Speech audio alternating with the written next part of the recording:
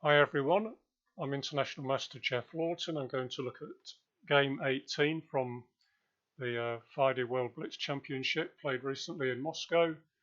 This was a game between current classical world champion and a former champion Carlsen versus Kramnik. It also had added interest because Kramnik had been away from chess for about a year, competitive chess,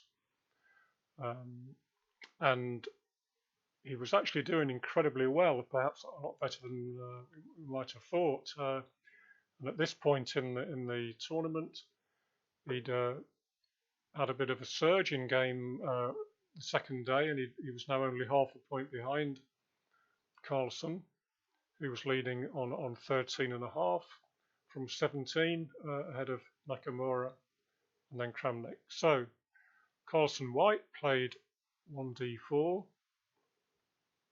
Knight f6 from Kramnik, knight f3, d5, and bishop f4, the London system, which Carlsen played extremely well in Moscow. c5, e3, knight c6, knight d2, c takes d4, sort of resolving the structure in the centre. ed4, queen b6, hitting the b2 pawn. So Carlsen played knight b3 to stop that. Bishop f5, bishop e2, e6, castles, both sides developing, bishop e7 and now a4.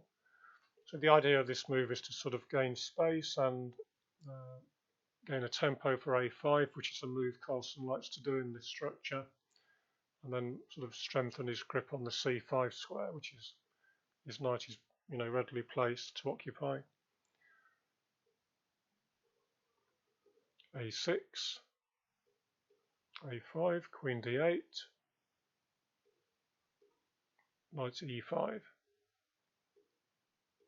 rook c8, c3, castles, rook e1, knight e4. Kramnik decides to also occupy the centre with his knight. So Carlsen now improved the position of this bishop, which is now on a better diagonal. Kramnik decides to trade, then drops his bishop back to g6, bishop f4, and now knight d6. Now here Carlsen decides to trade off pieces, bishop g6, hg6. And the interesting decision, he didn't take this immediately, bishop takes d6. He didn't take the decision immediately, I mean, because he decides here to give up the bishop, so he's got a knight against a bishop, which is always an interesting imbalance in chess. And now he goes g3. Kramnik goes b5 to play on the queen side, which is where black's usually stronger in this structure. Rook e2 to guard the b2 square. Now rook b8. Now that that's protected, Carlsen remanoeuvres his knight. So he's headed to this square, where it can hop to any of these. It's a lovely square in the centre of the board. a5, knight d3, queen b5, h4, rook to c8, and then rook d2, rook a8. So black is intending to play his pawn down to a3, and then weaken this square. Then he would crash through. So white has a choice really, either to sort of ignore it and just play on the king's side, or perhaps to play maybe rook to a4, or perhaps the queen to a4 to sort of make it harder for black to achieve this. Carlsen decides to go straight in, h5, queen h5. He's not worried about the pawn coming down the board and undermining his c3 square. g6, queen h6.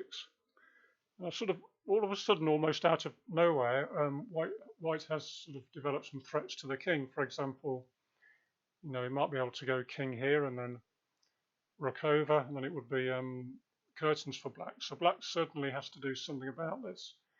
Can't just ignore this and play a4, a3. So for now he plays a4. Carlsen reminds him of the threat. Bishop back to f8, forcing the queen away. Queen f4. And now bishop g7, taking time to safeguard the king. Knight e5. Now Kramnik decides rather than rook a7, because he still wants to be able to play a3, he drops his queen back to help cover the king.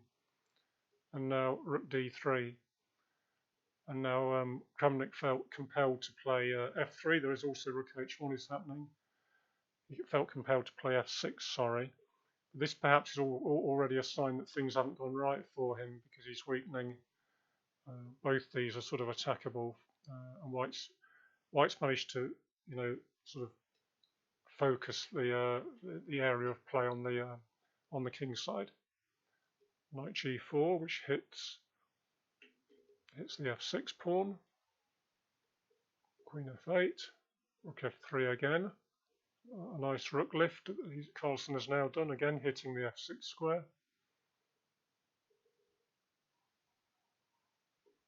And now a3. So Carlsen takes that. Now Kramnik goes for f5. This is already a sign that things aren't working out. And now that the great move queen g5, so that the pawn is pinned, he can't take, so he'll drop his queen. And also g6 is under attack.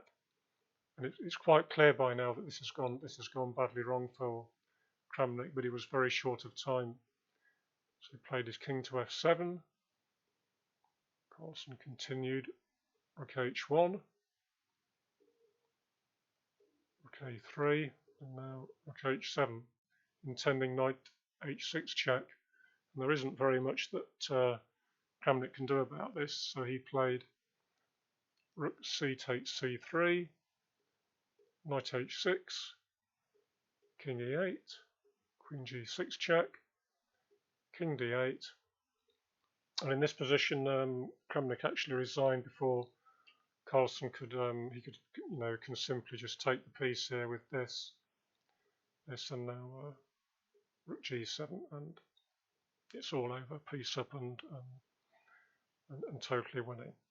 So a very sort of somehow simple looking game from Carlsen, but he does it all the time. And if we try and do this ourselves, we probably wouldn't just win with the London system. It suits Magnus, and just a very, very powerful win by him against such a strong opponent. But this wasn't to stop Kramnik. In the next 2 games, he beat Yu Yang Yi, who's been doing very well recently, Chinese player. And then he also, in the following round, he won with a nice exchange sack in an endgame against Firouzja. And then he drew with MVL in the last round, and he managed to finish clear third. So an important game for Magnus to pull ahead or maintain his half-point lead over Nakamura, but also a fantastic tournament result for Kramnik. So congratulations to both players. Hope you enjoyed the video. Please give it a thumbs up or subscribe if you'd like to do that. Thank you very much.